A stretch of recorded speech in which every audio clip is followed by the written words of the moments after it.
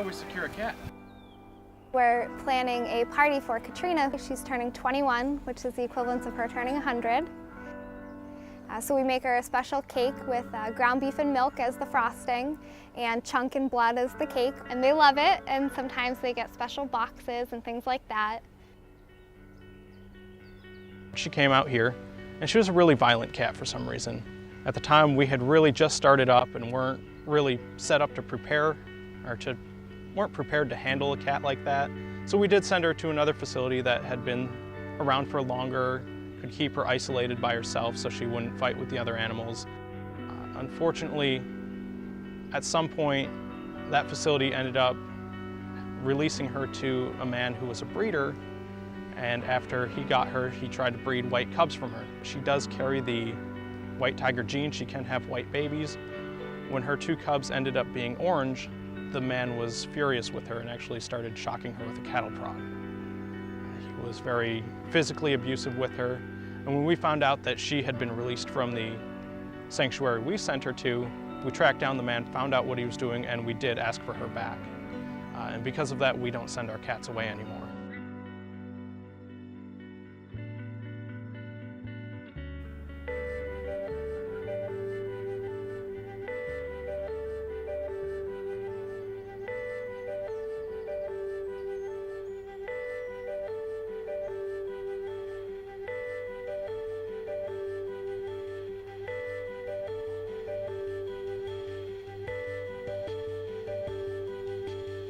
When we acquired a tiger, we had contacted the zoos and wanted to know, what kind of tiger did we have? And the zoos just went, you have a junk tiger, don't worry about it. Well, what they're referring to is that there's no paperwork, so we can't trace a lot of these animals back to the wild like the zoos can with their animals. And that really got us thinking, first of all, these tigers were being sold in animal auctions for less than a purebred dog. Are these guys being protected? What's going on with tigers in private holdings? So that's how Tiger Missing Link Foundation started. We wanted to say that these tigers in private holdings that are considered junk tigers is the missing link to saving the species. Tiger Creek came about as we started talking to more and more people about what we were doing and wanting to find out how many tigers were in private holdings. People just started calling us and asking us if we rescue tigers. And we really didn't have a plan at that point of bringing in cats. And since we already had the land, we decided, why not? Let's just go ahead and rescue, and we'll kind of focus on that. So altogether, across the globe, we don't have many tigers like people once thought. We have less than 2,000 tigers in the wild. We have less than 3,000 tigers in captive holdings in the United States.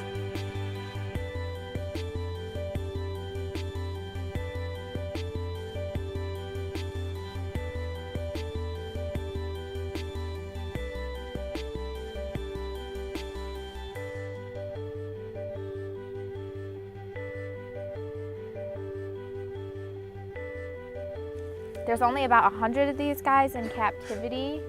This golden tabby coloration, it's just a rare color. Any regular Bengal tiger could have a golden tabby if they had the right genes. It's just a recessive gene. So that's a rule on there, and Kumari's sitting on top.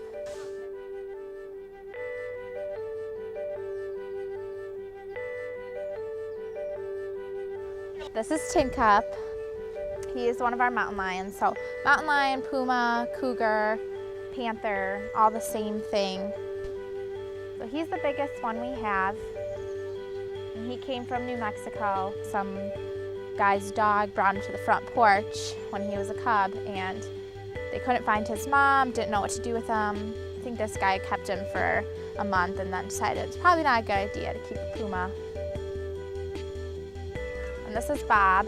He's one of our bobcats. He was owned as a pet for 9 years, and he is completely blind. We don't know why he is blind, but we assume that it's nutrient deficiency. So Sierra, she was owned by Michael Jackson, and he had her for a little while. His cat trainer got into a car accident and went into a coma, and obviously could not take care of her anymore. I can tell you about Amara now. She came from a private owner who lived right around here, and she was badly abused before we got her. Her owner used to beat her, yell at her, supposedly made her fight dogs as a cub.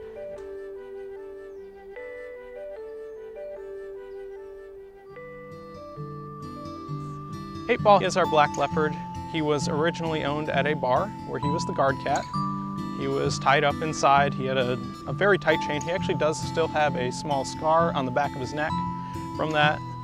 The sheriff ended up going into the facility and decided 8 Ball was not the best animal to have at that place. He ended up going to a drive-through safari parks called Noah's Land. In 2002, their quality had dropped quite a bit, and the USDA actually went in and shut them down.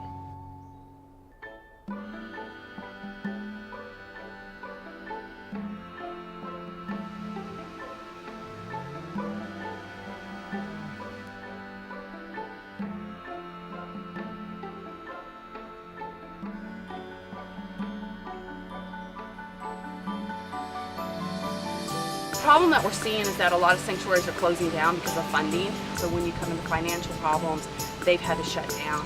That's one more sanctuary down that can't take in unwanted animals. And if we didn't exist, all these cats would obviously be displaced and we'd have to find another home for them. There's just an abundance of animals that need to be rescued. So one more sanctuary that closes down is one less place that they can go.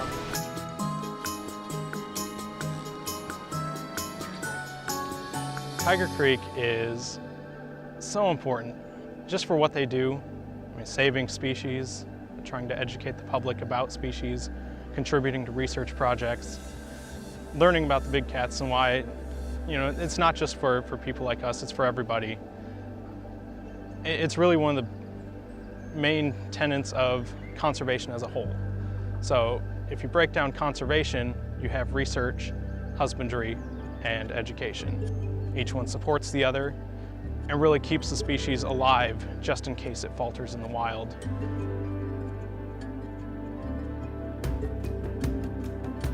We have different ways of raising money for these animals, and of course, being a nonprofit, all the money goes back into the nonprofit. We have sponsorships, so you can actually pick your favorite animal out here, and you actually help pay for the food for 1 year of that cat. And we have a large donor base. We do have people from all over the country and even other parts of the world that donate to us to help keep this mission going. And so what I tell everybody is that they're not my cats, they're your cats. I just take care of them, but you actually support them.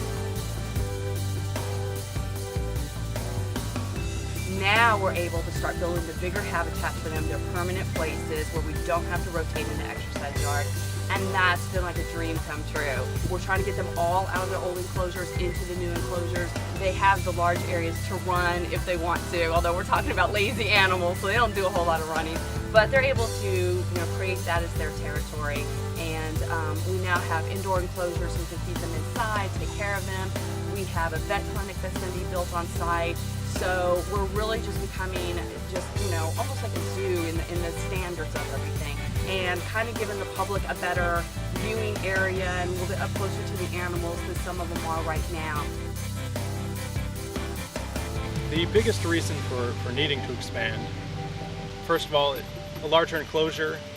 Although we're well above the USDA minimum requirements for enclosure size, we find that animals that have larger enclosures are calmer, more relaxed. They generally have a higher quality of life. And that's just so important to us on the caregiving of these animals. It makes it easier for us, makes it easier on the animals, and so that's been just like a huge relief. Really, we've seen a lot of cases of abuse where all of a sudden they're out of those situations, they start healing mentally, physically, and over the years they just, all the anger and rage and frustration starts going away. They realize they're not being hurt anymore, and certain ones will let you know that they really appreciate it.